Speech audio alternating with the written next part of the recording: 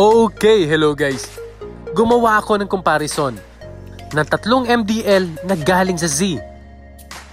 Ito ay ang Z Dark Knight Supreme, 100 watts yung boost, and then yung Mini, at saka yung X model. Ito yung comparison ng mga ilaw nila. Start natin dito sa DKS at yung Mini B3. Yung Mini ay 16 watts. Tapos yung DKS natin is 100 watts. Yan yung pagkakaiba nila sa liwanag. Ito ay sa white light.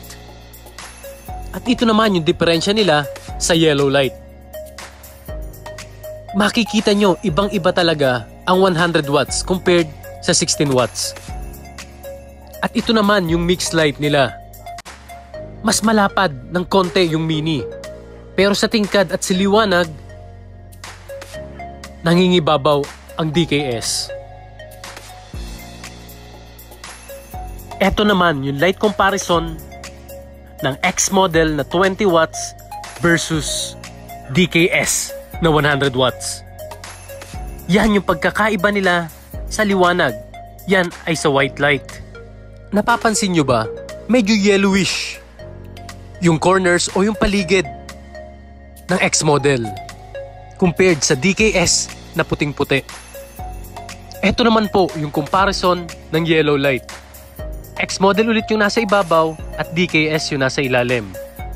Yan yung pagkakaiba ng 20 watts versus 100 watts.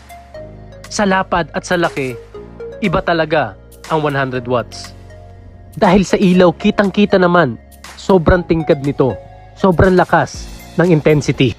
Sunod naman natin yung mixed light nila. Tignan nyo yung ilaw. Ang ganda ng cut-off. Buong-buo po yung ilaw. Maliwanag at malakas. Mas mahaba lang talaga ng konti si DKS. Ito na yung side-by-side comparison ng tatlo. Dito makikita nyo na maigi kung ano ang pinagkaiba ng tatlo. Kung gaano katingkad ang bawat isa. Ayan po yung kanilang mga ilaw. White light po muna tayo. Nasa taas po yung X model, nasa gitna po si B3, at nasa ilalim naman po ang ating DKS. Ito naman yung kanilang yellow light. Napakaganda nilang tignan. Or napakaganda nilang gamitin. Ang ganda at ang titingkad ng mga kulay nila.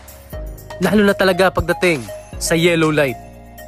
Yan naman talaga ang makakatulong sa atin pag medyo maulan at madilim ang mga kalsada. Lalo na kung mahilig ka magtouring. Ito naman yung pagkakaiba ng Mini at ng X model. Yan yung kanilang white light, yellow light, pati mixed light. Maraming salamat po uli sa panonood ng aking video.